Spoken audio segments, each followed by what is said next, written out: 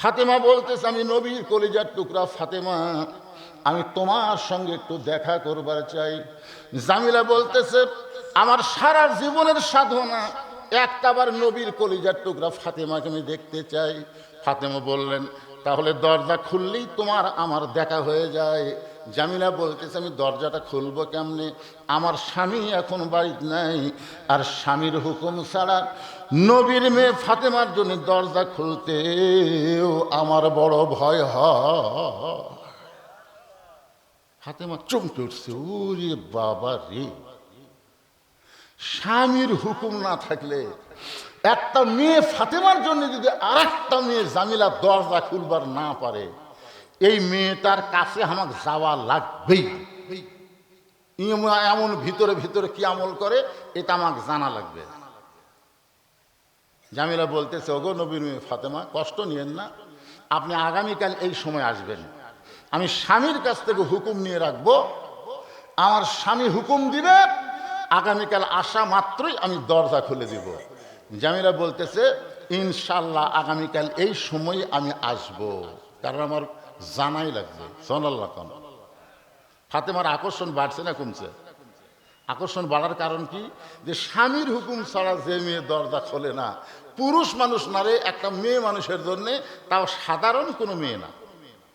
আমাদের বউগুলা কি করতেছে, একটা ফকুন্নি যদি বলে মা চারটা ভিক্ষা দে, সঙ্গে সঙ্গে ফকুন্নি যদি দরজা খুলে ভিক্ষা দেয়, ওই ফকুন্নি কিন্তু চোরে কেড়ে সাথে যোগাযোগ আছে। ওই বাড়ির মধ্যে ঢুকে দেখে কোন জায়গায় মোটরসাইকেল থই, কোন জায়গায় কি থই, ওই সব দেখে ওটা আবার চোরের কাছে সংবাদ দেয়। অনেক ফকুন্নি চোরের সাথে যোগাযোগ আছে, আপনি জানেন। এই জন্যই ফকুন্নি হলো, আমার মা বোনদের জন্য বলতেছি, ফকুন্নি হলো দরজার বাইরে ভিক্ষা দিবেন, বাড়ির মধ্যে ঢুকপারি দিবেন না। এই কতগুলো ফকুন্নি হচ্ছে স্বামীর সাথে রাগ করে, মরদ তোর সাথে আমি সংসার করবো না, দরকার হলে ভিক্ষা করে খাবো, এরকম কিছু মেয়ে মানুষ আছে না নাই? খবরদার, যুবতী কোনো নারীকে আপনারা ভিক্ষা দিবেন না, যুবক কোন পুরুষকে আপনারা ভিক্ষা দিবেন না। ভিক্ষা করা ইসলাম শিখাই না, জোরে কোন কথা ঠিক কিনা? নবীর শিক্ষা, করো না ভিক্ষা, মেহনত করো সবে। এখন মিশে আমার ইয়ে আছে অশোক আছে যে কি ভিক্ষা না। আল্লাহর বান্দার একটু মনোযোগ দিয়ে শুনবেন। ফাতেমা চলে গেলেন বাড়িতে। পরদিন আসরের নামাজের পরে চুপি চুপি ওই জামিলার বাড়ির দিকে যখন ফাতেমা রওনা দেয়, এমন সময় ফাতেমার ছোট্ট বাচ্চা হোসাইন সামনে দাঁড়ায়, বলে, মা গতকাল বিকাল বেলায় কোথায় গেছিলেন মা? আমি অনেক খোঁজাখুঁজির পরে আপনাকে পাইলাম না। গতকাল কোথায় গেছিলেন মা? আজকে আবার চুপি চুপি কোথায় যাবেন? আমি আপনার সঙ্গে যাইতে চাই। ফাতেমা চিন্তায় পড়ে গেল, হাসান যদি হইতো তাহলে বুঝান যাইতো, কারণ হাসান অবিকল আল্লাহর নবীর মতো। জোরে কান সুবহানাল্লাহ। আল্লাহ রাসূল বলেছেন, ফাতেমা তোমার বড় ছেলে হাসান অবিকল আমার মতো, কিন্তু তোমার হোসেন একটু জেদি। এই জেদি হওয়ার কারণে তার সঙ্গে রাগারাগি করবা না, তার সঙ্গে রাগারাগি করবা না ফাতেমা। আমার ইসলামকে রক্ষা করার জন্য তোমার হোসাইন শহীদ হয়ে যাবে। একটু মনোযোগ দিয়ে শুনবে। নবী এত পরের কথা আগে ফাতিমারে কেন বললেন? এই বলার পিছনে বিশাল একটা কারণ আছে। লিয়াবলুয়াকুম আইয়ুকুম আহসানু আমালা। ওগো আল্লাহর বান্দারা, এখন ফাতেমা কি করবে? জেদি বাচ্চা হোসেনকে সঙ্গে করে ওই কাঠুরের বউ জামিলার ঘরের দরজায়।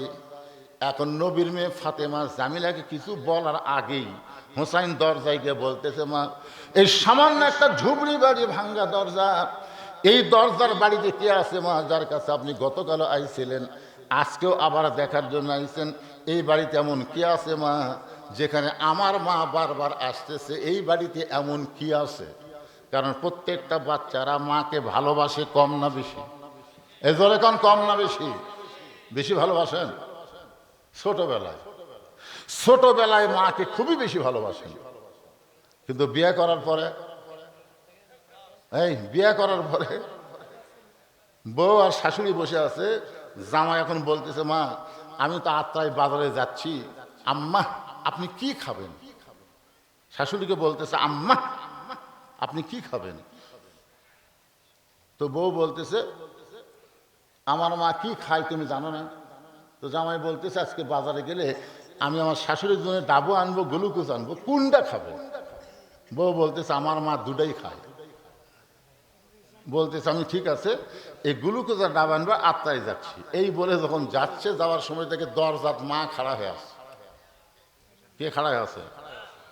ওই মায়ের দিকে তাকাই না, ওই মাটির দিকে তাকে ব্যাগলে যখন দরজা পার হবি, মা বলতেছে, কে রে আমার দিকে তাকাস না কেন?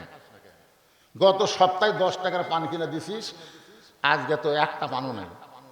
বাজারে যাচ্ছিস, আমার জন্য 10 টাকার পান সুপারি আনিস। ছেলে বলতেছে, এই জন্যই তো তাকাই না, খালি খাই খাই, খালি খাই খাই করো। শাশুড়ির জন্য ডাব আনবে, গ্লুকোজ আনবে, ওই জায়গায় কোনো কথা নাই। কিন্তু মায়ের জন্য 10 টাকার পান খালি খাই খাই, এরকম পাটা সমাজে আসে না নাই? যেরকম আসে না নাই? মাকে ভালোবাসে বিয়ে করার আগ পর্যন্ত। হোসাইন বলতেছে, মা গতকাল আইছিলেন, আজকে আবার কেন আইছেন মা? এমন সময় ফাতেমা দরজায় গিয়ে বলে, জামিলা তুমি কি দরজা খুলবা না? জামিলা বলতেছে, 1 ঘন্টা হলে দাঁড়িয়ে আছি, আপনি আসা মাত্রই দরজা খুলে দিব। ফাতেমা বলতেছে, তাহলে দরজা কেন খুলতেছ না? জামিলা বলতেছে, কে যেন মা মা বলে আপনাকে ডাকতেছে, ওই সন্তানকে নিয়ে যদি ঢুকতে চান তাহলে আজকের মতো আপনি ফেরত যান, কারণ আমার স্বামী শুধু আপনাকে ঢোকার পারমিশন দিয়েছে, আপনি একটা বাচ্চা নিয়ে ঢুকবেন এই পারমিশন আমার স্বামী দেয় না। হোসাইনের রাগ বেশি রকম, দরজার জ্যাক লাত্তি মেরে বলতেছে, এই বাড়ির মেয়ে অত্যন্ত খারাপ, আমার মতো একটা হোসাইন সাথে থাকার জন্য যে আমার মায়ের দরজা খোলে না, এর চাইতে খারাপ মহিলা দুনিয়াতে নাই। এই কথা যেই মাত্র কইছে, ফাতেমা দৌড়ে গিয়ে হোসাইনকে এক টানে বুকে নিয়ে কপালে একটা চুমু দিয়ে বলতেছে, মা বাবা তুমি যে এই বাড়ির মেয়েকে খারাপ বলতেছ, তুমি জানো এই মেয়েকে তোমার নানা আমাকে খবর দিছে, আল্লাহ তোমার মায়ের আগে জান্নাত দিবে। তুমি যে মেয়েটাকে খারাপ বলতেছ, তোমার নানা বলেছে ওই মেয়েটাকে আল্লাহ তোমার মায়ের আগে জান্নাত দিবে। সঙ্গে সঙ্গে হোসাইন মায়ের হাতটা ধরে বলতেছে, মা তাহলে ও জায়গায় ঘুরে কোনো লাভ হবে না, জানবার যদি চাও তাহলে জাগা মতো যাও।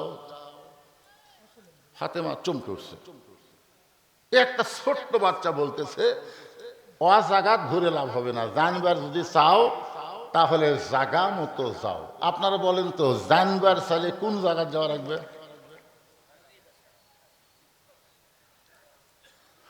মনে বড় আশা ছিল যাব মদিনায়। এই গানটা গালি কি গুনাহ হবে?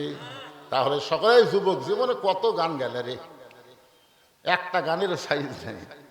একটা সুন্দর গান, সবাই বলো, মনে বড় আশা ছিল যাব মদিনায়, সালাম আমি করব গিয়া, সালাম আমি করব গিয়া নবীজি রওজায়, মনে বড় আশা ছিল যাব মদিনায়। এই গানটা আব্দুল আলিম সর্বপ্রথম গাইছিল দিনাজপুরে 1968 সালে, স্বাধীনতার 3 বছর আগে আব্দুল আলিম এই গানটা গাইছিল দিনাজপুরে। মনে বড় আশা ছিল যাব মদিনায়। তখন দিনাজপুরের আলেমরা আব্দুল আলিমকে বলল, ভাই আপনি মূর্খ মানুষ, এই জন্যই আপনি ভুল গাইতেছেন। আব্দুল আলিম বলে, তাহলে শুদ্ধ গানটা কি হবে? তখন আলেমরা বলে দিল, আপনি বলেন, মনে বড় আশা ছিল যাব মক্কা মদিনায়। আপনি মক্কা বাদ দিয়ে মদিনায় যাই কি করবেন? আব্দুল আলিম বলে, রে আলেমেরা, তোমরা কি আল্লাহর কোরআন পড়ো না? কোরআনের মধ্যে আল্লাহ বলেছেন, কুল হে রাসূল আপনি বলেন, ইন কুনতুম তুহিব্বুনাল্লাহ ফাত্তাবিউনি। ওগো নবী আপনি বলে দেন, কেউ যদি আমি আল্লাহকে পাওয়ার চাই আপনাকে ইত্তেবা করা ছাড়া পাওয়ার কোনো উপায় নাই।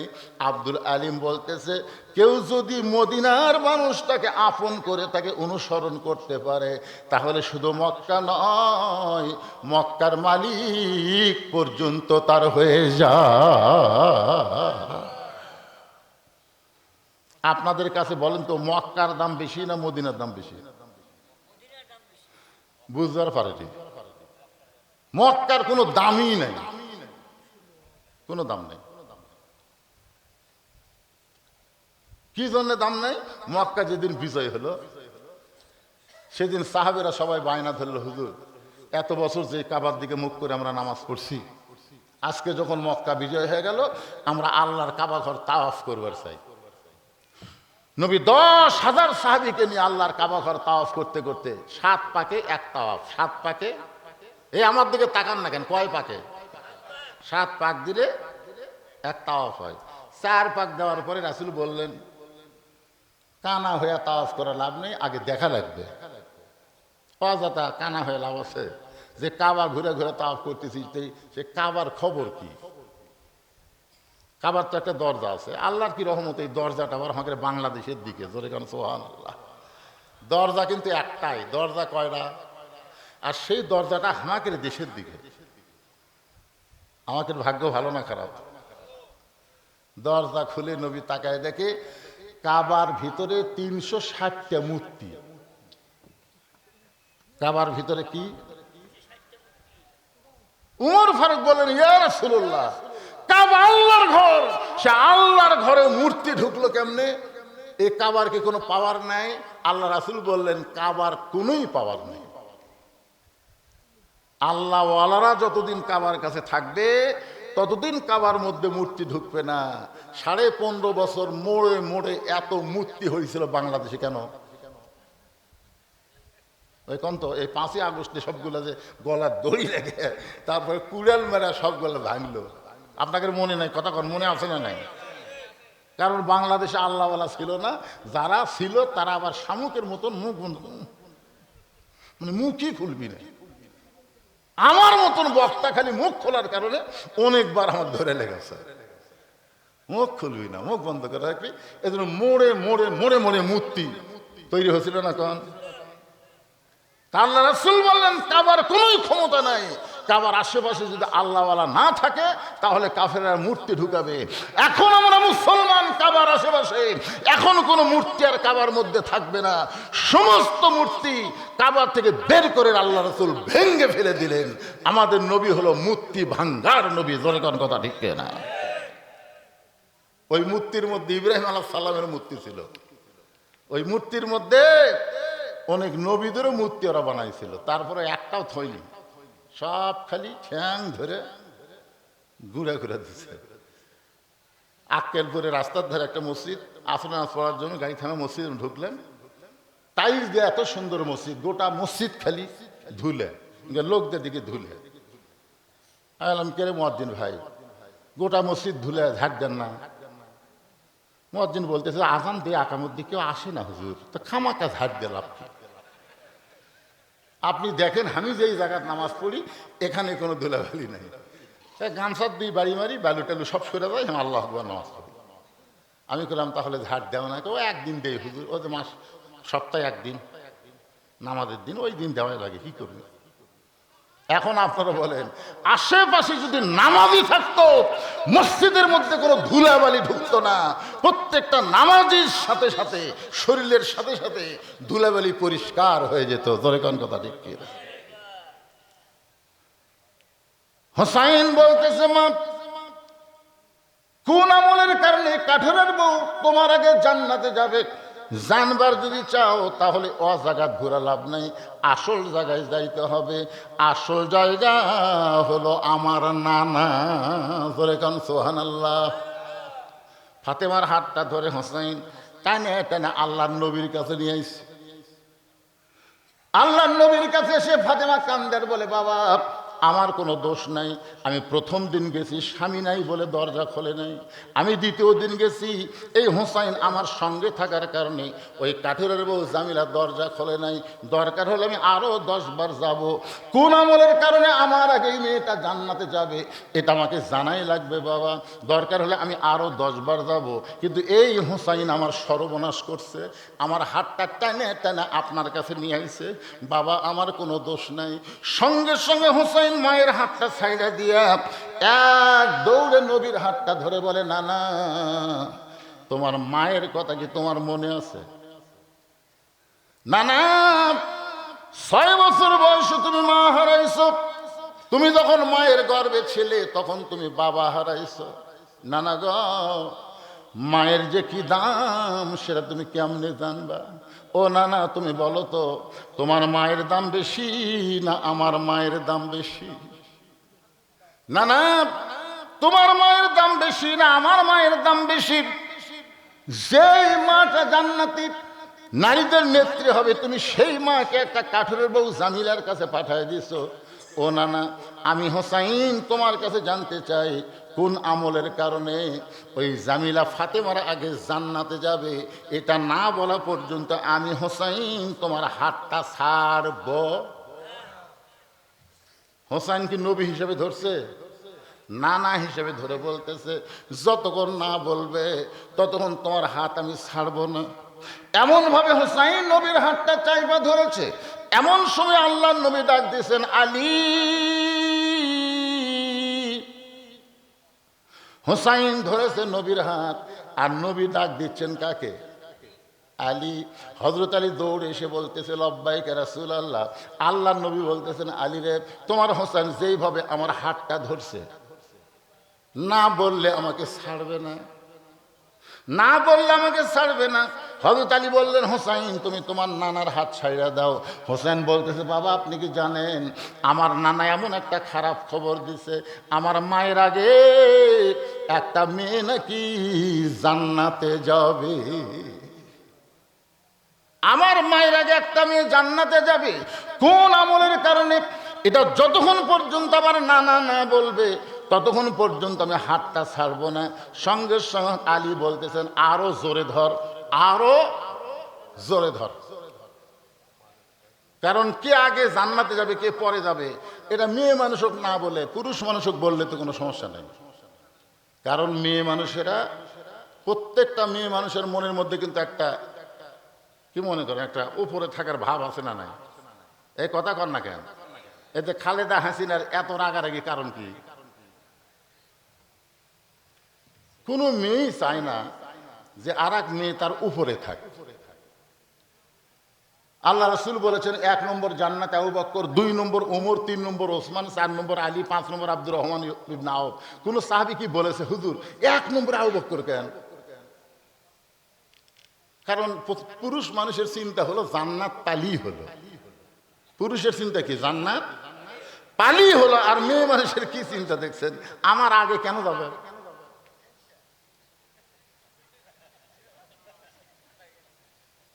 আল্লাহ রাসূল বলে, আলীর কোন আমলের কারণে ফাতেমা ওই কাঠুরের বউ জামিলার আগে জান্নাতে যাবে, আজকে তোমাকে বলার হুকুম দিয়া দিলাম। আলী বলতেছে, হুজুর আপনি কিন্তু নিষেধ করেছিলেন। রাসূল বলতেছেন, আজকে বলার হুকুম দিয়া দিলাম। ধরে কোন সুবহানাল্লাহ। সঙ্গে সঙ্গে ফাতেমা এসে স্বামীর হাতটা ধরে বলতেছে, ওগো স্বামী, ওই সাধারণ কাঠুরার বউ আমি ফাতেমার আগে জান্নাতে যাবে কোন আমলের কারণে আপনি জানার পরও কেন আমাকে বলেন নাই? আলী বলতেছে, তোমার বাবা নিষেধ করেছে, এই কারণেই আমি বলতে পারি নাই। আজকে যদি বলার হুকুম দিল তাহলে আমার বলতে আর কোনো সমস্যা নাই। তবে ফাতেমা, আমি যতক্ষণ বলবো ততক্ষণ তোমাকে ধৈর্য ধরে শুনতে হবে, কোনো লোকমা দেওয়া যাবে। কারণ মেয়ে মানুষের কাছে অন্য কোনো মেয়ের প্রশংসা আপনারা কোনোদিন করছেন? আমি একদিন শুধু বলছিলাম, আমার চাচাতো ভাইয়ের বউ ভালোই সুন্দরী, খালি এই কথাটা বলছি, আমার চাচাতো ভাইয়ের বউ ভালোই সুন্দরী। এ কথা বলা মাত্রই আমার বউ উত্তর দিল, আপনি কবে থেকে লুচ্চা হলেন? আমি কইলাম, লুচ্চা মানে? তা আপনি হুজুর মানুষ, আপনার চাচাতো ভাইয়ের বউ সুন্দরী, আপনি কিভাবে দেখলেন? এমনকি বেহেশতের হুরের গল্প যদি আপনার বইয়ের কাছে আপনি করেন 10 মিনিটও শুনবি না, খালি করে দেখেন। আমি জান্নাতে গেলে আল্লাহ আমাকে হুর দিবি, হুরের নাকের সাইজ এরকম, চোখের সাইজ এরকম, গায়ের রং এরকম, এই বলতে বলতে দেখবেন ওই বালুস বগলের তলে নিয়ে চলে যাবে। কেবারে কোথায় যাও, হুরলেই থাকো, আমার কি দরকার। তারা কিন্তু এইরকম হিংসুক ভাই। খবর লিসেন কোনোদিন? একদিন লিয়ে দেখেন একে ভিতরে কি জ্বলতেছে। হযরত আলী বলতেছেন, ফাতেমা শুনবার যদি চাও তাহলে ধৈর্য ধরে শোনা লাগবে। এবার ফাতেমা ধৈর্য নিয়ে যখন বসলেন, আলী এবার বলা শুরু করলেন, ফাতেমা রে, তোমার কি মনে আছে একদিন দুপুর বেলায় তুমি আমার সামনে এসে কাঁদতেছো? আমি বললাম, ফাতেমা কান্দার কারণ কি? ফাতেমা বলতেছে, গোটা বাড়ি ঘর খুঁজে দেখেছি কোনো খাবার নাই, এমনকি আপনার পকেটের মধ্যে কোনো পয়সা নাই। আমার হাসান হোসাইন দুইটা ছেলে না খাইয়া ঘুম পাড়তেছে। এখন ঘুম থেকে ওঠার পরে এরা তো আপনার কাছে বায়না ধরবে না, বায়না ধরবে আমি ফাতেমার কাছে। এখন বলেন তো, ক্ষুধার্ত দুইটা সন্তান যদি খাওয়ার জন্য বায়না করে আর আমি যদি খাবার দিবার না পারি, তাহলে আমার যে কেমন কষ্ট হবে। ওগো স্বামী, আপনাকে একটা জিনিস দেব, এইটা বিক্রি করে আপনি টাকা নিয়ে আসবেন। এই বলে ফাতেমা একটা ওড়না বের করে হযরত আলীর হাতে দিয়ে দিলেন। ওড়নাটা আলীকে বললেন, বিক্রি করে যেই টাকা হবে সেই টাকা দিয়ে আপনি খাবার নিয়ে আসবেন। হযরত আলী ফাতেমার ওড়নাটাকে পকেটের মধ্যে ঢুকাইয়া বাজারের দিকে রওনা দিলেন। পকেটের মধ্যে ঢুকানোর কারণ হলো, কারণ নিজের বইয়ের ওড়না যদি বিক্রি করবার চায় আর জনগণ যদি হঠাৎ বলে ফেলে, আলী রে এই ওড়নাটা কার, আর যদি বলে আমার বউ ফাতেমার, তখন অবশ্যই খরিদ্দার মনে করবে যে এই পুরুষ মানুষ বইয়ের জিনিস বেচা খায়, ওই পুরুষ হলো দুর্বল পুরুষ।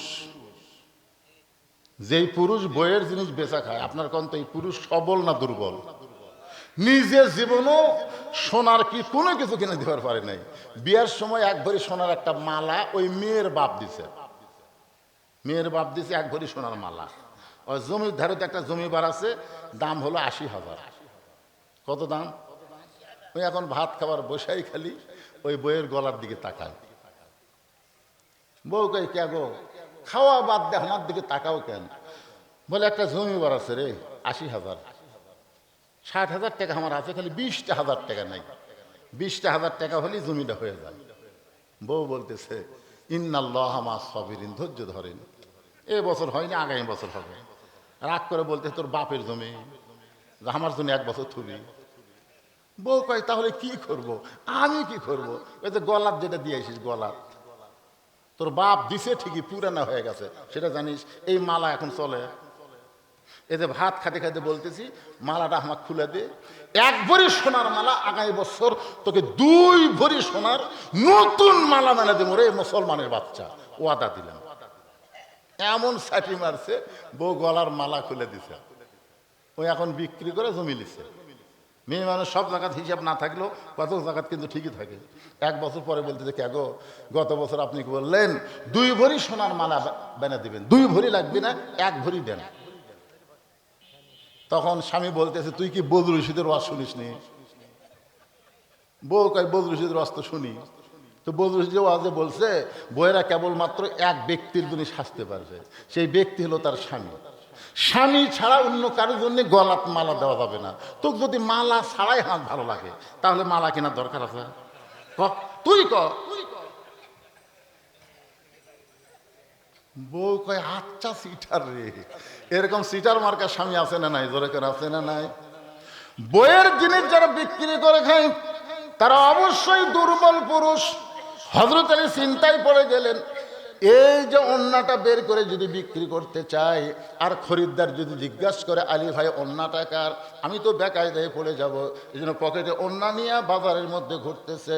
এমন সময় এক খরিদ্দার এসে বলতেছে, আলী ভাই আপনি মনে হয় কিছু বিক্রি করবেন।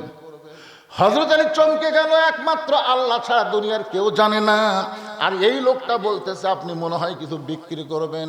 সঙ্গে সঙ্গে হয়তো আলী তাকায় দেখে ওই খরিদ্দার একটা ব্যাগ, একটা থলিয়া এভাবে মুখ ফাঁক করে ধরে আছে। আলী পকেট থেকে ওন্নাখানা যখন ব্যাগের মধ্যে দেয়, ওই খরিদ্দার যে ওন্না কিনলো একটাবার ওন্নার দিকে তাকাইলো না। হযরত আলী 6টা দিরহাম নিয়ে এক দৌড়ে খাবার দোকানদারের কাছে গিয়ে বললেন, ভাই আমার হাসান হোসেন না খাইয়ে ঘুমায় গেছে, ঘুম থেকে চেতন পাইলে মায়ের কাছে বড় বায়না করবে, এই 6টা দিরহামের যে খাবার হবে এই খাবারটা তুমি তাড়াতাড়ি আমাকে টোপলা করে দাও। দোকানদার টোপলা করে যখন হযরত আলীর হাতে দিতে যাবে, এমন সময় একজন সায়েলকার এসে বলতেছে, আলী রে আজকে 3 দিন হলে তো আমার বাড়িতে কোনো খাবার নাই, আলী রে আল্লাহর রাস্তা আমাকে একটু সাহায্য করো।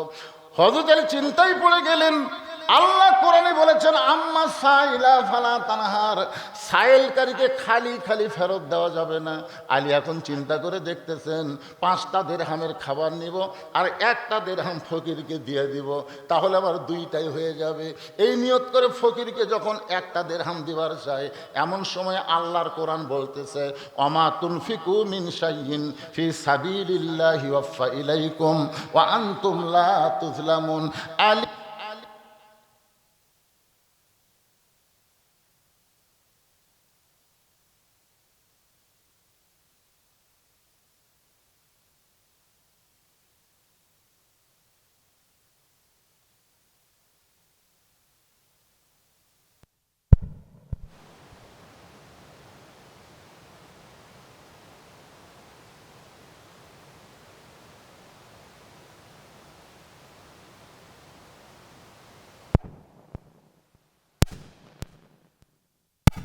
শেষ করে দেবো নাকি?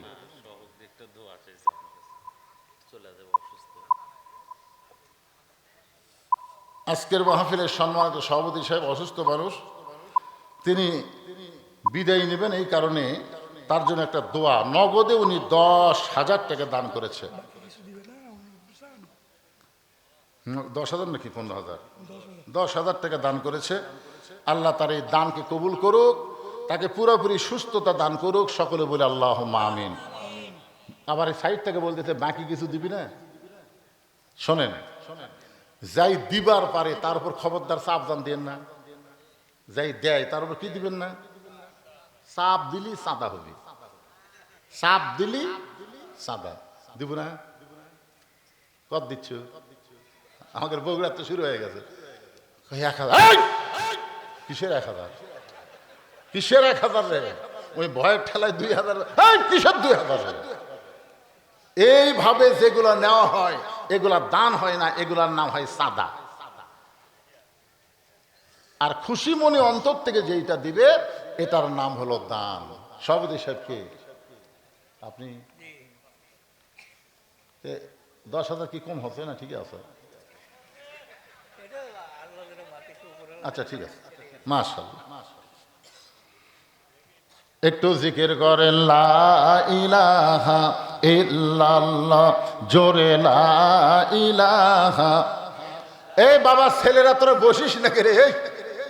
বসিস না কেন তোরা? এই যে বাচ্চাগুলা, কতগুলা বাচ্চা কোরআনের মাহফিলে বসতে পারে না, কারণ কি জানেন? না না না, ওরা বসতেছে না ওদের মায়ের কারণে।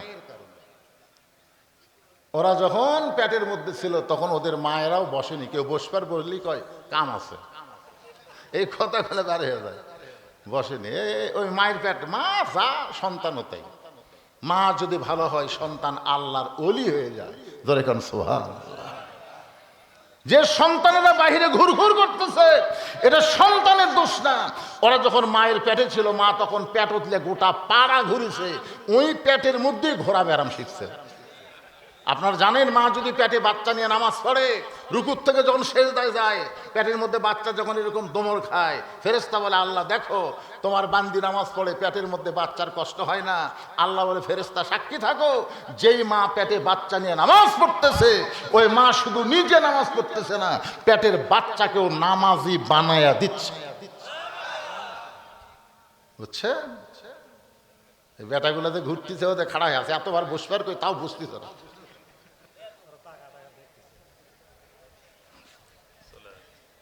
যাক চলে যাক, চলে গেলে কোনো সমস্যা নাই। একটু মনোযোগ দিয়ে শুনবেন। মনে আছে আপনাদের কি কথা বলতেছিলাম? আলী বলতেছেন, ফাতেমা আমি ফকিরকে 6টা দিরহাম দিয়ে দিলাম। ফকির খুশি হয়ে যখন চলে গেছে, ফকির খুশি হয়ে চলে গেল। যেই ফকির কানতে কানতে ভিক্ষা চালু, সেই ফকির 6টা দিরহাম পেয়ে খুশি হয়ে চলে গেল। এখন দোকানদার বলতে চালি, ভাই খবর কি? 6টা দিরহামের যে টোপলা করলাম, এই টোপলার খবর কি? এখন আলী বলতেছে, দোকানদার ভাই আমার টোপলা দেওয়া হবে না, তুমি 2 বস্তা খাবার প্যাকেট করো। হযরত আলী দোকানদারকে 2 বস্তা খাবার প্যাকেট করার কথা বলে মনের দুঃখে বাজারের মধ্যে ঘুরতেছে। বিশ্বাসে মিলাই বস্তু, তর্কে বহুদূর। হযরত আলী আল্লাহর কোরআনের উপরে বিশ্বাস আছে না নাই? এই ধরে কারণ আছে না নাই? বিশ্বাস নিয়ে বাজারের মধ্যে ঘুরতেছে। হঠাৎ একজন মানুষ উট নিয়ে রাস্তা দিয়ে আসতেছে। আলীকে সালাম দেয়, বলে, আলী ভাই ওয়াজাতা বাজারে ঘোরা জায়েজ নাই, এই উটটা কিনবেন নাকি? আলী বলতেছে, একটা পয়সাও আমার পকেটে নাই, উটটা কেমনে কিনবো? উটওয়ালা বলতেছে, 100 দিরহাম বাকিতে উটটা কিনবেন, বিক্রি করে আপনি টাকা দিবেন, এটাও কি আপনি পারবেন না? আলী চিন্তা করে, এত বড় সুযোগ আমার জীবনে কোনো দিন পাই নাই। 100 দিরহামে বাকিতে উটটা কিনে, উটটা নিয়ে যেই মাত্র বাজারে গেছে, চারিদিক থেকে খরিদ্দার ঘিরে ধরে বলতেছে, ও শিক্ষামন্ত্রী হযরত আলী। কারণ আল্লাহর নবী যখন মদিনার খলিফা ছিলেন, মদিনার বাদশাহ ছিলেন, প্রেসিডেন্ট ছিলেন, তখন ওই সময় শিক্ষামন্ত্রী হলেন হযরত আলী। ধরে কারণ সুবহানাল্লাহ। নবী যখন মদিনার প্রেসিডেন্ট ছিলেন, ওই সময় ধর্মমন্ত্রী হলো আবু বকর, আইনমন্ত্রী হলেন হযরত উমর, আর অর্থমন্ত্রী হলেন ওসমান গনি, আর শিক্ষামন্ত্রী হলেন হযরত আলী। এখন আপনারা বলেন তো, আবু বকরের মতন মানুষ যদি ধর্মমন্ত্রী হয়, তাহলে ধর্ম কেমন চলবে? আর উমরের মতো মানুষ যদি আইনমন্ত্রী হয়, তাহলে আইন কিভাবে চলবে? এখন স্বরাষ্ট্রমন্ত্রী সবকিছু কয়, আইনমন্ত্রী কিছুই কয় না। বাংলাদেশে আইনমন্ত্রী আছে না নাই? ওই একটা কথাও কয় না, যা কয় সালাউদ্দিন। আবার ফেসবুকে ভাইরাল হয়ে গেছে, তারেক সাহেব যখন অনুপস্থিত থাকবে, তখন সালাউদ্দিন নাকি প্রধানমন্ত্রীর দায়িত্ব পালন করবে। মানুষ চিন্তাত পড়ে গেছে যে শহীদ জিয়া, খালেদা জিয়ার সন্তান, এই লোকে এইগুলা কি করতেছে? একটু চিন্তা ভাবনা করার দরকার আছে না নাই? আমরা কি চাই এই বাংলাদেশ ভারতের অঙ্গরাজ্য হোক? ভারতের একজন তো কয়েকদিন আগে বলেই দিছে, আমরা চাইলে 15 মিনিটে বাংলাদেশ আমরা দখল করব। 15 মিনিট। ওই যে 71-এ নাকি ওরা পাকিস্তানের কাছ থেকে আমাদের বাংলাদেশ দিয়ে দিছে, সেই দিন নাকি এই বাংলাদেশ ওর কি হয়ে গেছে। কার হচ্ছে? ভারতের বাচ্চারা। আর আমরা এই কথা কইলে আমাকে রাজাকার কয়, এগুলো তো বক্তলে রাজাকার। শোনেন, একটু গুরুত্ব দিয়ে শুনতে হবে। আইনমন্ত্রী হলেন হযরত ওমর, অর্থমন্ত্রী ওসমান গনি, আর শিক্ষামন্ত্রী হলেন হযরত আলী। সমস্ত খরিদ্দার বলতেছে, ও শিক্ষামন্ত্রী আলী ভাই, এই উটের ব্যবসা কবে শুরু করলেন? সবাই যখন আলীকে সেকে ধরেছে, এমন সময় একজন খরিদ্দার এসে কানে কানে বলতেছে, বেশিক্ষণ উট নিয়ে বাজারে থাকা লাগবে না, আপনি উটের দাম কত নিবেন? আলী বলতেছে, আমি চাইবো না, তুমি একটা বলে দাও। খরিদ্দার বলতেছে, 160 দিরহাম দিয়া দিলাম। হযরত আলী 160 দিরহামে উটটা বিক্রি করে উটওয়ালার হাতে 100 দিরহাম ফেরত দিয়ে বাকি 60টা দিরহাম নিয়ে দোকানদারের কাছে গিয়ে বললেন, ও দোকানদার ভাই খবর কি? বলে, আপনার কথা মতো আমি 2 বস্তা খাবার প্যাকেট করেছি। আলী বলতে, 2 বস্তার দাম কত নিবা? বলে, 60টা দিরহাম দিলেই চলবে। হযরত আলী 60টা দিরহাম দিয়ে 2 বস্তা খাবার কান্দে নিয়ে আনন্দে আনন্দে বাড়ির দিকে রওনা দিয়েছেন। ওই যে ওন্না দেওয়ার পর থেকে ফাতেমা জানলার কাছে বসে আছেন, যে এত সময় যায় এখনো পর্যন্ত ওন্নাকে বিক্রি করতে পারলো না, আমার হাসান হোসেন কিছুক্ষণ পরে চেতন পাবে। এই চিন্তা করে ফাতেমা বারবার জানলা দিয়ে তাকায় দেখে স্বামীকে 2 বস্তা খাবার নিয়ে বাড়ির দিকে আসতেছে। হযরত আলীর কান্দে 2 বস্তা খাবার দেখে ফাতেমা আস্তে করে উঠে গিয়ে দরজায় খিল আটকা দিছে, দরজার যে খিল থাকে ওই খিলটা আটকায় দিছে। এখন হযরতের 2 বস্তা কান্দে নিয়ে বলতেছে, আসসালামু আলাইকুম ইয়া আহলাল বাইত, এই বাড়ির মধ্যে যারা আছো সবার প্রতি আল্লাহ রহমত বর্ষিত হোক। ফাতেমা বলতেছে ওয়ালাইকুম আসসালাম, কিন্তু দরজা খোলা যাবে না। ফাতেমা বলতেছে ওয়ালাইকুম আসসালাম, কিন্তু দরজা খোলা যাবে না। আলী বলতেছে কেন দরজা খুলবেন না? ফাতেমা বলতেছে অন্য বিক্রি করার টাকা দিয়া বড়জোর 1 টোপলা খাবার হবে, আপনি 2 বস্তা খাবার কোথায় পাইলেন? এটা যতক্ষণ না বলবেন ততক্ষণ আমি দরজা খুলব। বউ যদি ভালো হয় যে অন্য বিক্রির করার টাকা দিয়ে বড়জোর 1 টোপলা খাবার হবে, আপনি 2 বস্তা কোথায় পাইলেন? আপনি 10,000 টাকা বেতন পান, 12,000 টাকা বাসা বাড়ালেন, আর মাঝে মধ্যে গরুর গোস্ত ইলিশ মাছ কিনুন, এই টাকা আপনি কোথায় পান? প্রত্যেকটা বাড়ির বউ যদি স্বামীর হিসাব নেয়, একটা স্বামীও কোনোদিন খারাপ থাকবে না। ধরে কোন কথা ঠিক কিনা ভাই রে? এই শালা বইয়ের কারণেই স্বামীগুলা নষ্ট। এমপির বউ এখন কি বলবে? আত্রায় থাকতেন, এমপি হোসেন নগাঁও যাই, নগাঁত বাসা একটা করার পরে নগাঁত থাকে ভাল লাগতেছে না, চলেন ঢাকা যাই। এই বইয়ের কথা শুনে এমপি খালি বাসা পাল্টায় আর সমানে টাকা মারতেছে, আর সমানে। গরিবের বন্ধু সমাজসেবক, ভোটের আগে কি নেতার চরিত্র বাড়ে, গাড়ির থেকে নেমে ফকিরকে সালাম দেয়, গাড়ির থেকে নেমে আসসালাম চাচা কেমন আছেন? ফকির খেলে চারিদিকে তাকায়, চারিদিকে কে বাবা কাক সালাম দিলে? বলে আপনাকে দিলাম, আমি ভিক্ষা করে খাই। ভোটের আগে আপনিও তো আমিও তাই, একটা আমি ফকির বুকের মধ্যে নেই। ফকির বলতেছে ওয়াদা দিলাম বাবা, ভোটটা তোমাকেই দিব। এত ভালো মানুষ আমি জীবনে দেখি নাই যে আমার মতন ফকির বুকের মধ্যে নেই।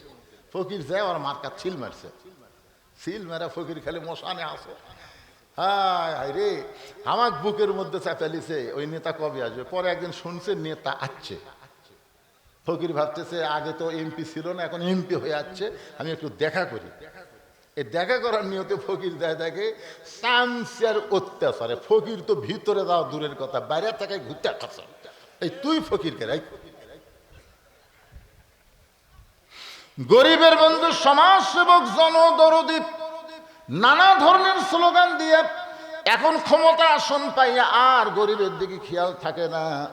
এই নেতাগুলো নষ্ট হওয়ার পিছনে 1 নম্বর কারণ হলো তার বউ। ধরে বলেন নাম কি? ফাতেমা তো খুশি হওয়ার কথা, 1 টোপলা খাবার না নিয়ে 2 বস্তা খাবার নিয়ে আইছে, কিন্তু খুশি না হয়ে রাগ করে বলে স্বামী গো, অন্য বিক্রি করার টাকা দিয়ে বড়জোর 1 টোপলা হবে, আপনি 2 বস্তা কোথায় পাইলেন? এরা যতক্ষণ না বলবেন ততক্ষণ দরজা খুলবো না। আলী বলতেছে আগে দরজা খোলেন তারপরে বলবো। ফাতেমা বলতেছেন আগে বলেন তারপরে দরজা খুলবো। আলী বলতেছে আগে দরজা খোলেন তারপরে বলবো। ফাতেমা বলতেছে আগে বলেন তারপরে খুলবো। 2 জনই জেদি। আলী বলতেছেন আগে দরজা খোলেন তারপরে বলবো, ফাতেমা বলতেছে আগে বলেন তারপরে দরজা খুলবো। এমন সময় আল্লাহর কোরআন আলীকে বলতেছে আর রিজালু কাওয়ামুনা আলান নিসা, পুরুষ থাকবে উপরে নারী থাকবে নিচে। আপনার বলেন তো এটা কার হুকুম?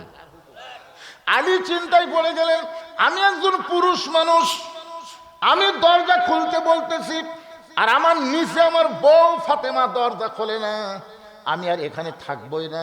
এই 2 বস্তা কান্দে নিয়ে হযরত আলী রাগ করে আল্লাহর নবীর দরবারে গেলেন। আল্লাহর নবী তখন বসেছিলেন।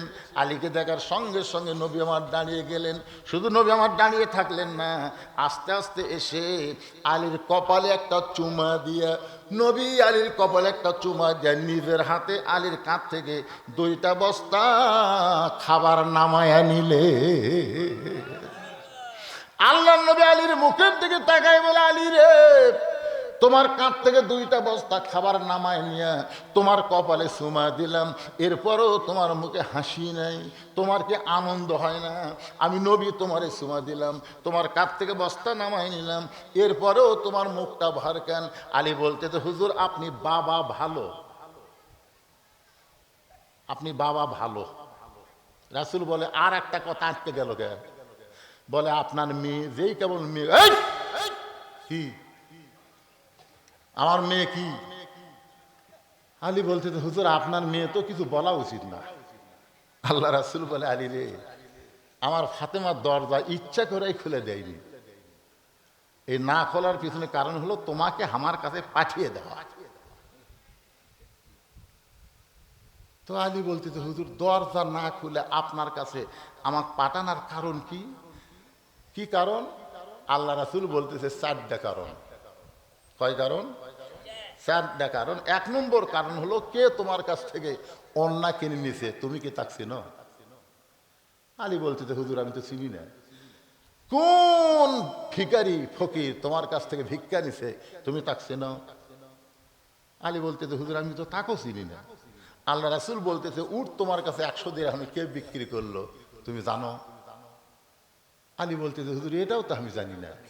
কোন খরিদ্দার তোমার কাছ থেকে 160 দিরহামে উটটা কিনে নিল, তুমি তাকে চিনো? আলী বলতেছে হুজুর এটাও তো আমি চিনি না। বলে এগুলা জানার জন্যই আমার মেয়ে দরজা না খুলে তোমাকে আমার কাছে পাঠাচ্ছে। সুবহানাল্লাহ কোয়া যায় না? সুবহানাল্লাহ কোয়া যায় না? আলী তুমি কি জানতে চাও? আনা মাদিনাতুল ইলমি ওয়া আলিউ বাবুহা। আল্লাহ নবী বলেছেন আমি হচ্ছে ইলমের শহর, আলী হচ্ছে তার দরওয়াজা। সঙ্গে সঙ্গে হযরত আলী বসে গেলেন। হযরত আলী বসে গেলেন জানার জন্য।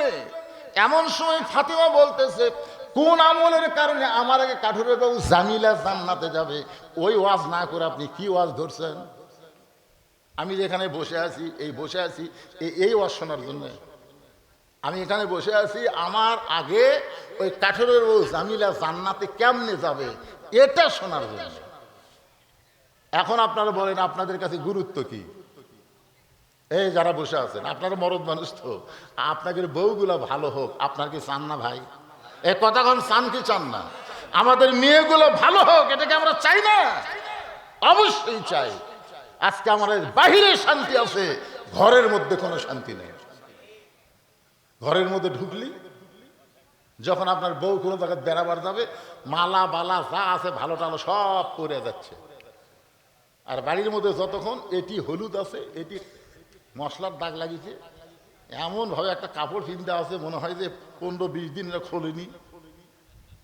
কি শুধুমাত্র বউ স্বামীর জন্য, অন্য কোনো পুরুষের জন্য না। আমার মায়েরা যারা পর্দার অন্তর আছেন একটু মনোযোগ দিয়ে গুরুত্বপূর্ণ কথা শুনবেন। আল্লাহ রাসূল বলে আলী রে, কোন খরিদ্দার তোমার কাছ থেকে ফাতেমার ওন্না কিনেছে? কোন ফকির তোমার কাছে ভিক্ষা চেয়েছে? কে তোমার কাছে উটটা বিক্রি করলো? কে আবার খরিদ্দার হয়ে উটটা কিনলো? তুমি কি জানতে চাও?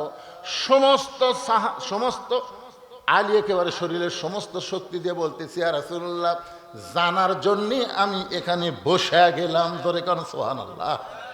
এখন হযরত আলী বসে গেছে, আল্লাহ রাসূল এখন বলবে।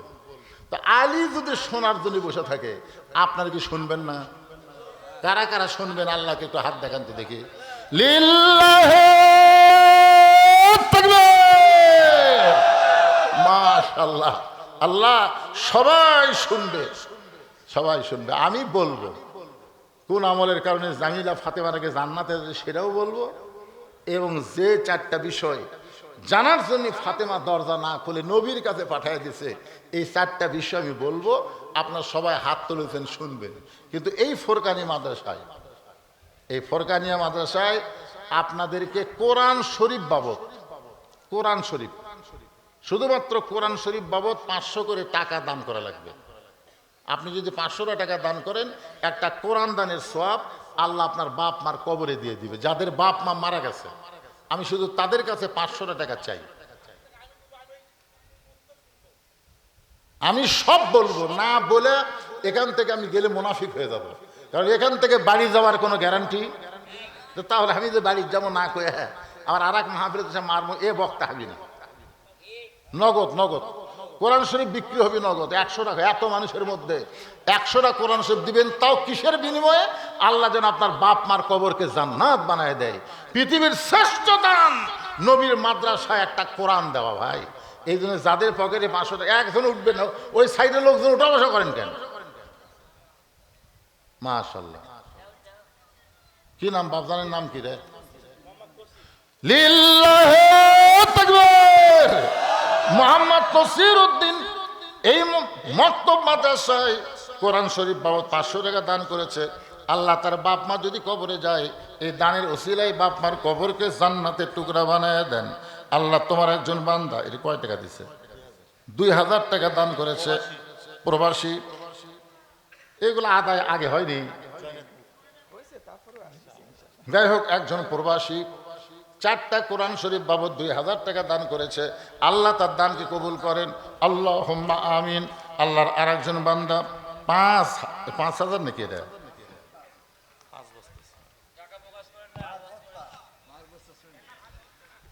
5 বস্তা সিমেন্ট দান করেছে। আল্লাহ দানকে কবুল করেন। মোহাম্মদ মাহাবুল ইসলাম আল্লাহ দান করেছে 5 বস্তা সিমেন্ট। আল্লাহ দানকে কবুল করেন। এ ভাই ওটা কি বৃষ্টি হচ্ছে? বৃষ্টি হচ্ছে তো উঠতেছেন কেন? টাকা দিবেন না? 500 টাকা দিবেন। পৃথিবীর শ্রেষ্ঠ দান নবীর মাদ্রাসায় একটা কোরআন।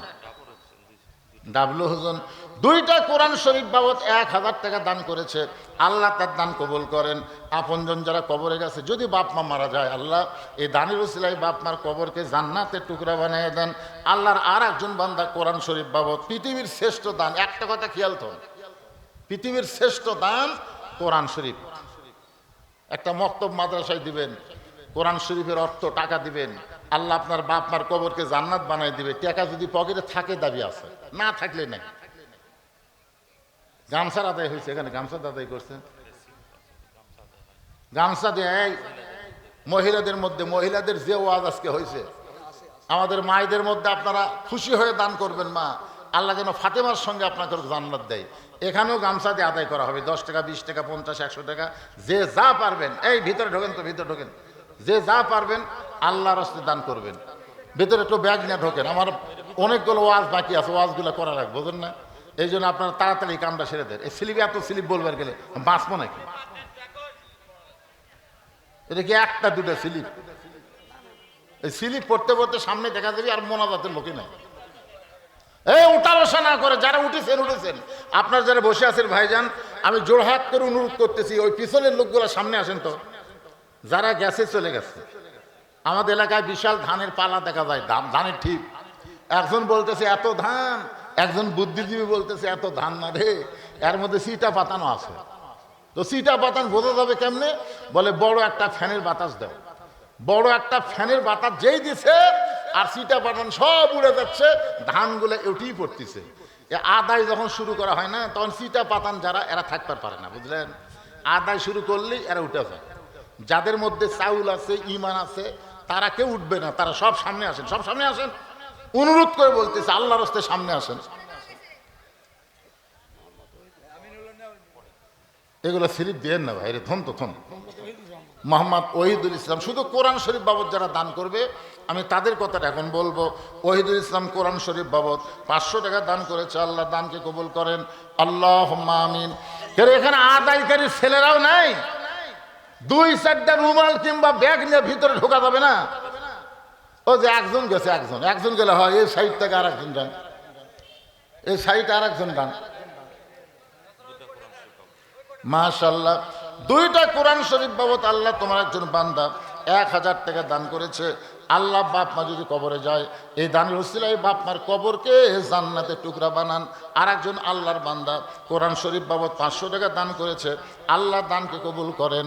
আল্লাহ নেক নিয়ত নেক আশা পুরা করেন। আল্লাহুম্মা আমিন।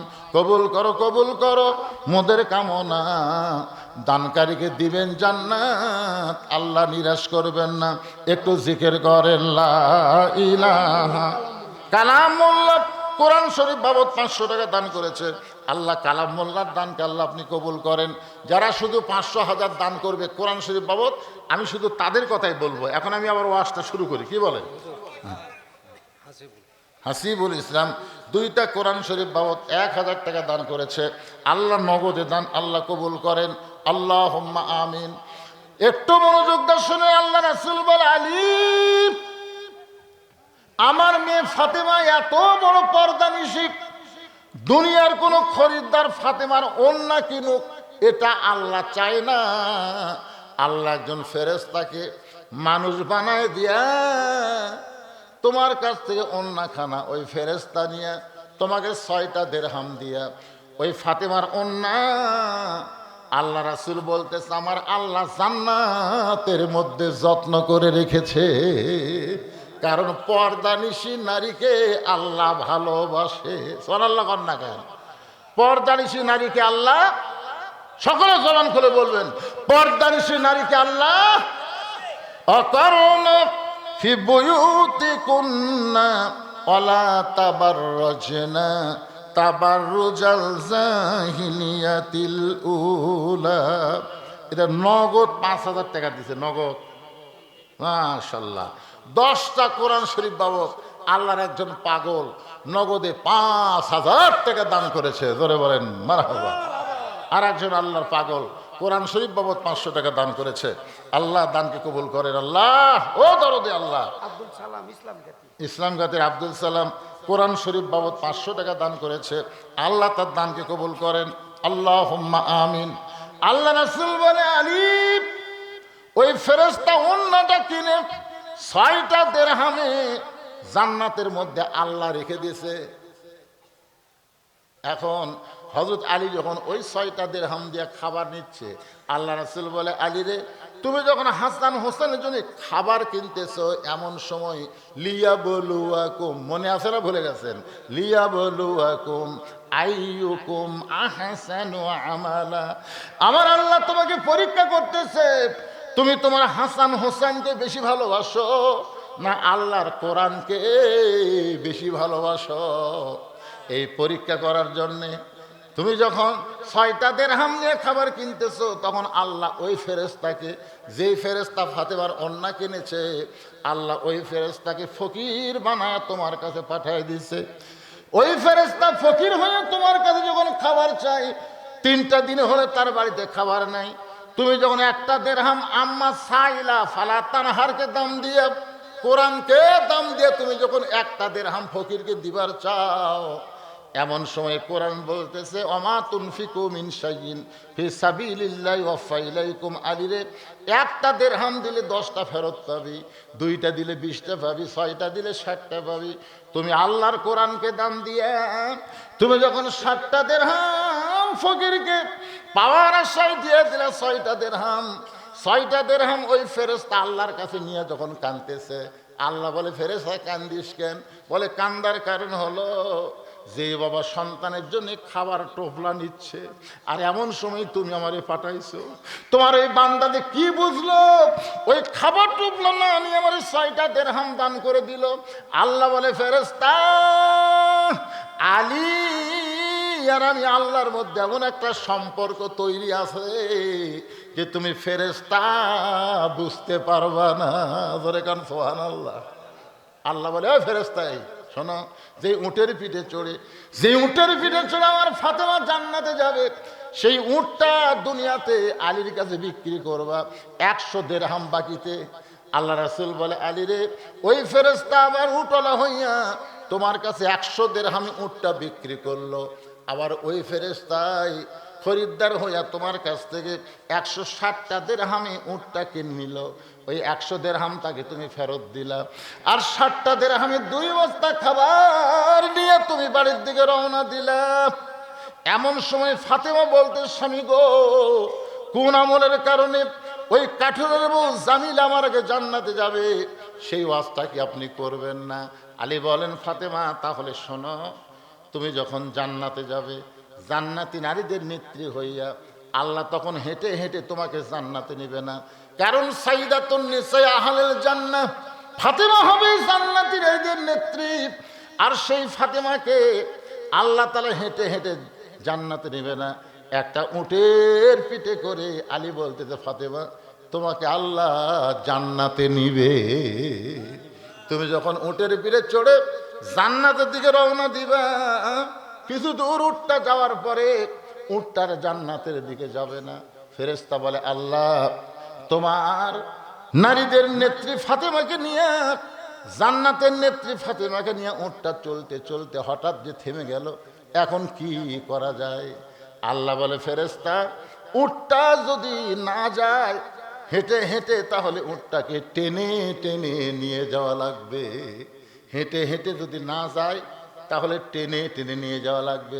ফেরেশতা বলে, আল্লাহ, উটের কি ধরে টানবে? টানার মতন তো কিছুই নাই।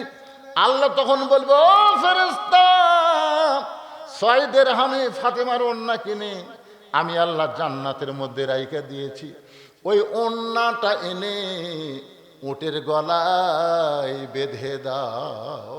আলী বলে, ফাতেমা, তোমার ওই ওড়নাটা এনে উটের গলায় বেঁধে দেওয়ার পরে ওড়নার একটা অংশ নিচের দিকে ঝুলতে থাকবে। ফেরেশতা বলে, আল্লাহ, এখন উটটাকে কে টেনে টেনে জান্নাতে নিয়ে যাবে? আল্লাহ তখন ডাকতে বলবে, কে রে কাঠুরের বউ জামিলা, রে কাঠুরের বউ জামিলা, তুমি কোথায়? জামিলা বলবে, আল্লাহ, আমি এখানে দাঁড়িয়ে আছি। আল্লাহ তখন বলবে, জামিলা রে, খাতুনে জান্নাত ফাতেমার উটটা যখন চলতেছে না, তুমি উটটার নিচের ওড়নার অংশ ধরে টেনে টেনে উটটাকে নিয়ে যাও। এখন কাঠুরের বউ জামিলা উটটার ওড়নার নিচের অংশ ধরে টানা শুরু করে দিবে। আলী বলে, ফাতেমা, তুমি মনে করতেছো আমি তো জান্নাতে যাচ্ছি, আমি তো জান্নাতে যাচ্ছি, কিন্তু আল্লাহর হিকমত হলো, তুমি জান্নাতে উটের পিঠ থেকে নামার আগে ওই কাঠুরার বইয়ের পা জান্নাতে আগে যাবে। ফাতেমা বলতেছে, ও গো স্বামী, এমন কৌশল করার কারণ কি? আল্লাহ এমন কেন কৌশল করে আমার আগে কাঠুরার বউকে জান্নাত দিবে? আলী বলতেছেন, ফাতেমা, একদিন তুমি ওই কাঠুরার বইয়ের দরজাত গেছিলা, কাঠুরার বাবু দরজা খোলে নাই। কেন খোলে নাই তুমি কি জানো? তার স্বামী তখন বাড়ির ছিল না। যখন কাঠুরিয়া কাঠ বিক্রি করে বাড়িতে আইছে, তখন কাঠুরার বউ স্বামীর পাটা ধরে বলতে, স্বামী গো, আজকে নবীর মেয়ে ফাতেমা আমার বাড়িতে আইছিল। কাঠুরা বলতেছে, নবীর মেয়ে ফাতেমা আইছিল, তুমি কি করছো? বলে, আমি দরজা খুলে দেই নাই। কাঠুরা বলে, কে রে পাগলি, একটা সাধারণ কাঠুরার বউ হয়ে নবীর মেয়ে তোর দরজায় আসলো, আর তুই কেন দরজা খুলে দিলি না? কাঠুরার বউ বলে, স্বামী গো, আল্লাহর নবী বলেছেন, আল্লাহ ছাড়া কাউকে যদি সেজদা দেওয়ার হুকুম থাকতো, তাহলে প্রত্যেকটা মেয়েকে বলতাম স্বামীর পায়ে সেজদা করো। সেদিন থেকে আমি আপনাকে আল্লাহর পরেই জায়গা দিয়েছি, আপনার হুকুম ছাড়া আমি ফাতেমার জন্য দরজা খুলতে পারবো না। সঙ্গে সঙ্গে কাঠুরা 2 হাত তুলে দোয়া করে, আল্লাহ, আমি একজন গরিব কাঠুরিয়া, আমার বউ আমার হুকুম ছাড়া নবীর মেয়ের জন্য দরজা খোলে না, আমি জীবনে কিছুই দিবার পারিনি। আল্লাহ, আমি শুধু তোমার কাছে দোয়া করি, আমি শুধু দোয়া করি তোমার কাছে, আমার বউটাকে তুমি সবার আগে জান্নাত দিও। আলী বলতেছেন, ফাতেমা, আমি কোনোদিন তো তোমার জন্য দোয়া করি নাই, কারণ তুমি জান্নাতে নেত্রী হয়ে গেছো, তুমি তো সবার আগে জান্নাতে যাবে, এটা আমার ধারণা। কিন্তু স্বামীর দোয়া যে আল্লাহ এমন কবুল করে, ওই স্বামীর দোয়া কবুল করার কারণে আল্লাহ জামিলাকে হিকমত করে ফাতেমার আগে জান্নাত দিয়েছে। সঙ্গে সঙ্গে ফাতেমা কান্দে আর বলে, আল্লাহ, যে মেয়েরা পর্দার মধ্যে থাকবে আর যেই মেয়েরা স্বামীর কথা মতো চলবে, এই মেয়েদেরকে ফাতেমা জামিলার সঙ্গে আল্লাহ তুমি জান্নাত দিও। এই খালি আপনারও সুবহানাল্লাহ করলে হবে না, ওই মায়েদেরকে শোনার জন্য বলতেছি, যে মেয়েরা পর্দার মধ্যে থাকবে আর যে মেয়েরা স্বামীর কথা মতো চলবে, ওই মেয়েদেরকে আল্লাহ ফাতেমা জামিলার সাথে জান্নাত দিবে। আপনার বলেন তো, যেগুলা মেয়ে মানুষ আজকে আছে তাদের ওয়াজ হয়নি? এদের এখন হয়েছে কি হয় নাই? এরা যদি খালি 2টা আমল করে, বাড়িতে খালি খাও বারে, একটা জিনিস কিনে দিলে এরকে পছন্দ হয় না। আজকে শোনেন মায়েরা, আজকে গুরুত্ব দিয়ে কথাগুলো শোনেন।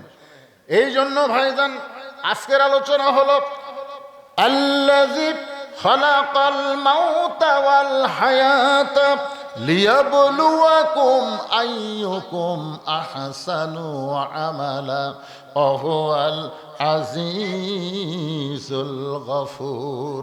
পুরুষের জন্য 1 নম্বর সুন্দর আমলের নাম হলো নামাজ। মনে আছে না, ভুলে গেছেন? নামাজ কি? পড়া না কায়েম করা? পড়া, কায়েম করা। আমাদের বাংলাদেশে নামাজ কি আছে? পড়া আছে। বাপ পড়ে, বেটা পড়ে না। আমাদের বাংলাদেশের বাপেরা নামাজ পড়ে, বেটারা পড়ে না। আপনারা বলেন তো, হাদিসের ভাষা কি? 7 বছর থেকে নামাজের কি দেওয়া লাগবে? তালিম, তাগিদ না, তালিম। তালিম কিভাবে নিয়ত বানবে, কিভাবে হাত বানবে, কিভাবে রুকু করবে, কিভাবে সেজদা করবে, ওযু পাক পবিত্র কিভাবে হবে, এটা 7 বছর থেকে দেওয়া শুরু করা লাগবে। আর 10 বছর থেকে জোর করে নামাজ ধরাতে হবে। আপনি বাবা নামাজ পড়েন, আপনার বেটা ল্যাফের মধ্যে ঘুম পাড়ে। আপনি এখন সামনে গিয়ে নামাজ পড়া দোয়া করতেছেন, রব্বানা যালামনা, আল্লাহকে কবুল হচ্ছে না। তো কবুল না হওয়ার কারণ কি? কু আনফুসাকুম আহলিকুম নারা। জাহান্নামের আগুন থেকে বাঁচতে গেলে শুধু বাবা একলা বাঁচলে হবে না, আহাল পরিবারকে নিয়ে বাঁচা লাগবে। জোরে কোন কথা ঠিক কিনা? আহাল পরিবার নিয়ে যদি আমরা বাঁচতে চাই, কোরআনের নামাজ কায়েমের বিধান ছাড়া এটা আমল করা সম্ভব না। কথা কয় না রে বারে, কথা কয় না। কি? মক্কায় হচ্ছে আল্লাহর নবী ইমাম, আবু জেহেল হচ্ছে নেতা। মক্কায় নামাজ কায়েম হবে না। আল্লাহ বললেন, নবী যেদিন আপনি ইমাম হবেন, নেতা হবেন, সেই দিনই নামাজ কায়েম হবে। আজকে আমাদের বাংলাদেশের মসজিদের ইমাম সবগুলো কি ভালো মানুষ, আর সমাজের নেতাগুলো ঠিক মতো নামাজই পড়ে না। তাহলে নামাজ কায়েম হবে? নামাজ কায়েম করবার গেলে যিনি মসজিদের ইমাম, তেনাকে সমাজের নেতা বানাতে হবে। এই নিয়তে আমরা 12 তারিখের আগ থেকে বলেছিলাম, সব দেখা হলো শেষ। আগামীতে দেখবো আল্লাহর কোরআনের বাংলাদেশ। আল্লাহ আমাকে দেখায়নি, অবশ্যই দেখাবে। চেষ্টা তদবির আমাদের রাখতে হবে। ধরে কারণ ঠিক কিনা ভাইজান? এবারে তো মোটামুটি তারেক জিয়া, আমরা একটা জিনিস দেখতেছি, আমাদের প্রধানমন্ত্রী বেনামাজি না। আমাদের প্রধানমন্ত্রী কি বেনামাজি? যখনই আজান হয় সাথে সাথে ভাষণ বন্ধ হয়ে যায়। সাথে সাথে বিএনপির এই যে তারেক জিয়া এই আমল করার কারণে বিএনপির যত এমপি মন্ত্রী আছে, মসজিদে আজান হওয়া মাত্রই মাইক বন্ধ। তার মানে কি বোঝা গেল? বড় নেতা যদি ভালো হয়, এই ফ্যাসটা নেতারাও ভালো হবে। কথা কর না কেন? তারেক জিয়া নামাজ পড়ে, এখন এরাও নামাজ পড়ে। তারেক জিয়া বলে, আমি বাড়ি ঘর নিব না, আমি এটা নিব না, সেটা নিব না, এরাকে আমরাও নিব না। তার মানে কি বোঝা গেল? এই জন্যে শহীদ জিয়ার সন্তান, খালেদা জিয়ার সন্তান তারেক জিয়ার মাধ্যমেই আমরা বাংলাদেশের পরিবর্তন চাই। আল্লাহ যেন তৌফিক দেয়। জোরে কোন আমিন, জোরে আল্লাহুম্মা আমিন। এতদিন পর্যন্ত তার যা আমরা দেখতেছি সবকিছু ইসলামের সাথে একটা আকর্ষণ আছে না নাই? জোরে কোন আছে না নাই ভাইজান? হ্যাঁ, বিএনপি আর জামাত এরা তো একসাথে 15 বছর ঘুম পাড়ছে। হাইসিনা যখন দাবলাছে তখন কি? একদিন ওই সিরাজগঞ্জ রোডে আমি আমার বউকে আমার বউ হঠাৎ আমাকে মোবাইল করলো। তাই মোবাইল ধরে বললাম, কি গো খবর কি? আমি বললাম, তুমি জানো আজকে টাঙ্গাইল থেকে 2 কেজি চমচম নিছি। টাঙ্গাইলের চমচম। আমার বউ বলতেছে, চমচম লেন আর যাইলেন, বাসার যেন আসেন না। আমি বললাম, কি হয়েছে? বলে, সেই সন্ধ্যার থেকে পুলিশ ঘুরতেছে, আপনি আসা মাত্রই ধরবে। আমি আমার শ্বশুরকে মোবাইল করলাম এ রাত্রে। আমার শ্বশুর, আব্বা আমি তো খুব বিপদে পড়ছি, আমার বাড়ির দরজার থেকে পুলিশ ঘুরতেছে, আমি একটু আপনার বাসার যাবার চাই। শ্বশুর বলতেছে, বাবা এই ঝামেলা আমার দরকার নেই, কারণ তুমি এখন আমার বাসাতে আসবি, পুলিশ তোমার খোঁজে এখানে। আমার যত বন্ধু বান্ধব ছিল সবগুলা কি কল করলাম, ভাই এই বিপদ আমি কোথায় যাই? আমরা দায়িত্ব লিবার পারতেছি না। তখন এক ভিটার 1.5 কিলো দূরে গাড়ি রেখে হেঁটে হেঁটে জঙ্গলের মধ্যে গেছি, কম্বল আর ব্যালুস লিয়া। আমার গাড়ির মধ্যে ব্যালুস আছে, কম্বল আছে, লিয়ে যাই দেখি বিএমপি 3 জনও টিস্যুতে আছে। আমার ডেকা, হুজুর আপনিও? আমার বাড়ির দরজার পুলিশ ঘুরতে, ভাই আসেন হুজুর, আমরা একসাথে জামাত করি। ওরা 3 বিএমপি, আমি 1 জামাত, একসাথে ঘুম। 15 বছরে একসাথে আমরা ছিলাম। ধরে কোন কথা ঠিক কিনা? তো এই বছর যদি একসাথে থাকি তাহলে নির্বাচন হবে? তো এই জন্য একটু ভিন্ন ভিন্ন হয়ে আমাকে নির্বাচন করা লাগছে। আর নির্বাচন যখনই করবার যাবি তখন তো একটু রাজনীতির ভাষণ আসবি, একটু দোষ টোষ তো ধরবি। আসলে যতই ধরুক কিছুই নয়, মিলে মিশে থাকবি, ফ্যাসিবাজি ঢুকপারে দিবি না। জোরে কোন কথা ঠিক কিনা? গতকালের একটা খবর বাড়াইছে যে হাসানুল ইনু, তারপর রাশেদ খান মিলন, আর এই যে কালা মানিক, এরা জামিন পাচ্ছে। পাগলা, এরা জামিন পাচ্ছে। এরা একটা মামলা জামিন পাচ্ছে, আরো 100টা মামলা আছে। তার মানে ওরা জামিন পাবি, মুক্তি পাবি না। কি ভাই, মিলামিশা থাকার দরকার আছে না নাই? এই রাজাকার রাজাকার আর বলেন না। আর 26শে মার্চ স্বাধীনতা দিবস পার হয়ে গেল রাত 12টার পরে। আমরা দেশটা স্বাধীন করেছি ভারতের অঙ্গরাজ্য বানানোর জন্য না। আমাদের মানচিত্র আছে, আমাদের পতাকা আছে।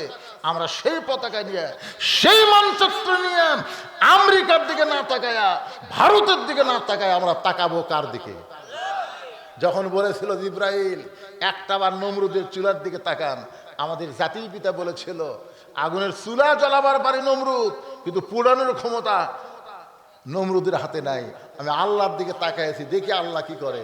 ভারত, তোমাদের শক্তি আছে, সামর্থ্য আছে, অ্যাটম বোম আছে, হাইড্রোজেন বোম আছে, নমরুদের মতন তোমাদের আগুনের চুলা আছে, কিন্তু আল্লাহ যদি শান্তির বাগান বানায় দেয়, ভারত বাংলার মুসলমানের একটা চুলেরও ক্ষতি করতে পারবে না। জোরে কোন কথা ঠিক না? ওমাইয়া তাওয়াক্কাল আলাল্লাহি ফাহুয়া হাসবুহু। আল্লাহ আমার সবাইকে আল্লাহর প্রতি ভরসা করে তৌফিক দান করুক। সকলে বলে আল্লাহুম্মা আমিন। ইস্তেগফার পড়েন। আপনাদের জন্য তাবারকের ব্যবস্থা আছে। মোনাজাতের পরে সবাইকে তাবারক দিবে, সেই তাবারক নিয়ে আপনারা যাবেন ইনশাল্লাহ। মাশাল্লাহ, মেয়েদের মধ্য থেকে 21,000 টাকা, 21,471 টাকা আমার মায়েরা দান করেছে। আল্লাহ দানকে কবুল করেন। আর একটা হলো মনিরুল ইসলাম, তাই না, ইসলাম, উনি 10,000 টাকা বাকিতে দান করেছে, কালকে দিয়ে দিবে। আল্লাহ তার দানকে কবুল, আল্লাহুম্মা আমিন। ওটা অবস্থা করেন না ভাই, এতক্ষণ পর্যন্ত ছিলেন। আমরা একটু মোনাজাত করবো, সকলে মিলে একটা মোনাজাত করবো। মোহাম্মদ আব্দুল গফুর, জয়সারা দক্ষিণ পাড়া, 1 মণ ধান দান করছে। ঠিক আছে, দান যে প্রকাশই করা লাগবে তা না, আপনি লেখা মাত্রই দান আল্লাহর খাতায় লেখা পড়ে যায়। প্রকাশের চাইতে গোপন দানের সওয়াব অনেক বেশি, কিন্তু আমরা তো বুঝি না, খালি দাম শুনবার চাই। ইস্তেগফার পরে আস্তাগফিরুল্লাহ রাব্বি মিন কুল্লি জামবি। আবার মুরগি লিয়েছে, আবার চেঁচায় কেরা, আবার একটা আসলো। মাশাআল্লাহ, মা রহিমা খঞ্জর একটা মুরগি দান করছে, মোরগ একটা মোরগ দান করলো এই গভীর রাত্রে। আল্লাহ তার দানকে কবুল করুক। জোরে খান আল্লাহুম্মা আমিন। আচ্ছা, সবার জন্য দোয়া হয় বাবা। ইস্তেগফার আস্তাগফিরুল্লাহ রাব্বি পড়েন, আস্তাগফিরুল্লাহ রাব্বি মিন কুল্লি জামবি ওয়া তুবু ইলাইহি। যারা আশেপাশে দাঁড়িয়ে আছেন, দোয়ার সময় বসা ভালো, বসেন বাবা, সবাই বসেন। এই দোয়ার সময় বসাটা আদবিরে, বসেন, দাঁড়া থেকে দোয়া না করে বসে সবাই বসে পড়েন। আল্লাহুম্মা সাল্লি আলা মুহাম্মাদ, আল্লাহুম্মা বারিক আলা মুহাম্মাদ। সবাই পড়েন আল্লাহুম্মা সাল্লি আলা মুহাম্মাদ, আল্লাহুম্মা বারিক আলা মুহাম্মাদ, আল্লাহুম্মা আমিন।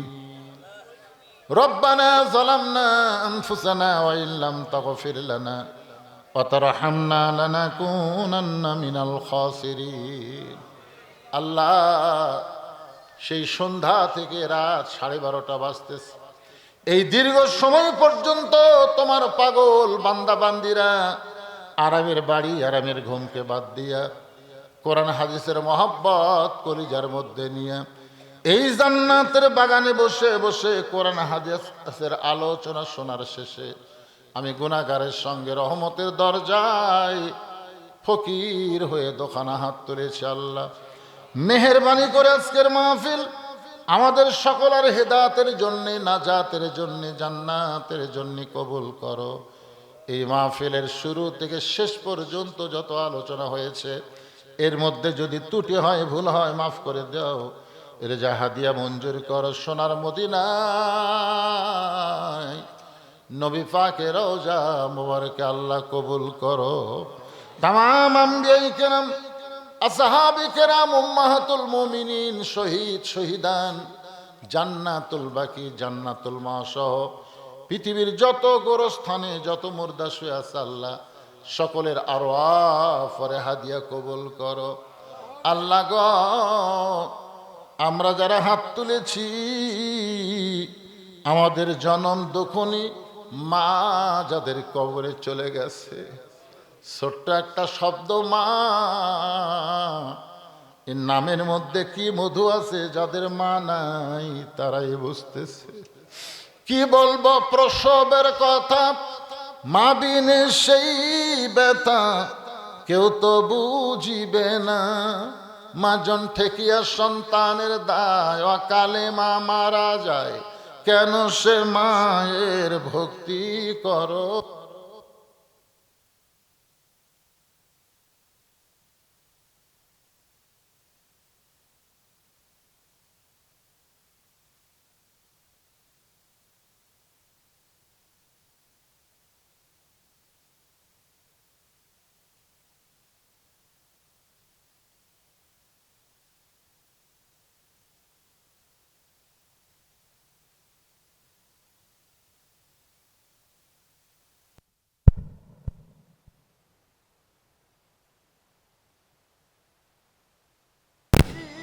হাত তুলেছি, মেহেরবানি করে বাবার কবরটাকে জান্নাতের টুকরা বানায় দাও।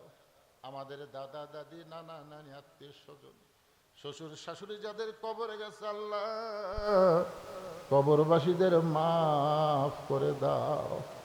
আল্লাহ যারা কষ্ট করে মেহনত করে এত সুন্দর আয়োজন করেছে, আয় আল্লাহ এই খঞ্জর ফোরকানিয়া মাদ্রাসা কমিটিকে কিয়ামত পর্যন্ত কবুল করে নাও। এই মাদ্রাসাকে কবুল করো, মসজিদকে কবুল করো, গোরস্থানকে কবুল করো। আল্লাহ যারা কষ্ট করে এত সুন্দর আয়োজন করেছে তাদের সকলকে জান্নাতি কবুল করো। আল্লাহ বিদেশে থেকে অনেকে সহযোগিতা করেছে, প্রবাস জীবনে আছে আল্লাহ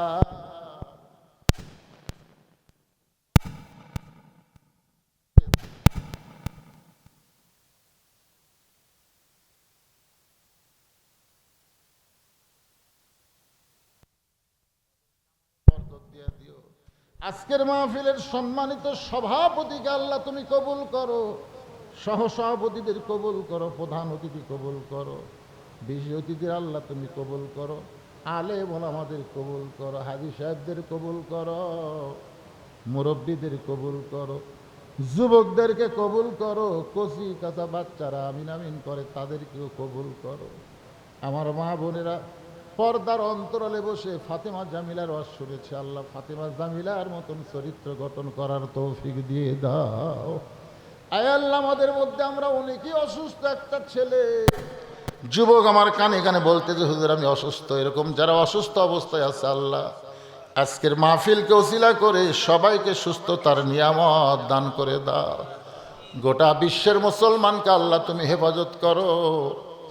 আমরা ঈদের দিনে কত আনন্দ নিয়ে ঈদের নামাজ পড়লাম, কিন্তু ফিলিস্তিনের গাজার মুসলমান বাইতুল মুকাদ্দাসে ঈদের নামাজ পড়তে দেয় নাই। যখন ঈদের নামাজ তারা পড়ার নিয়ত করেছে এমন সময় টিয়ার গ্যাস শুরু করেছে। আল্লাহ টিয়ার ছেলে আঘাত করে বাইতুল মুকাদ্দাস নামাজ পড়তে দেয় নাই। আজকে ফিলিস্তিন ঈদের আনন্দ নাই, আজকে গাজা উপত্যকায় মুসলমানের আনন্দ নাই, কাশ্মীরে নাই, পৃথিবীর বহু দেশে মুসলমান বড় কষ্ট আছে। আল্লাহ আজকে আমেরিকা ইসরায়েল পৃথিবীর মানচিত্র থেকে ইরানকে মুছে দেওয়ার চায়। আমরা দোয়া করি আল্লাহ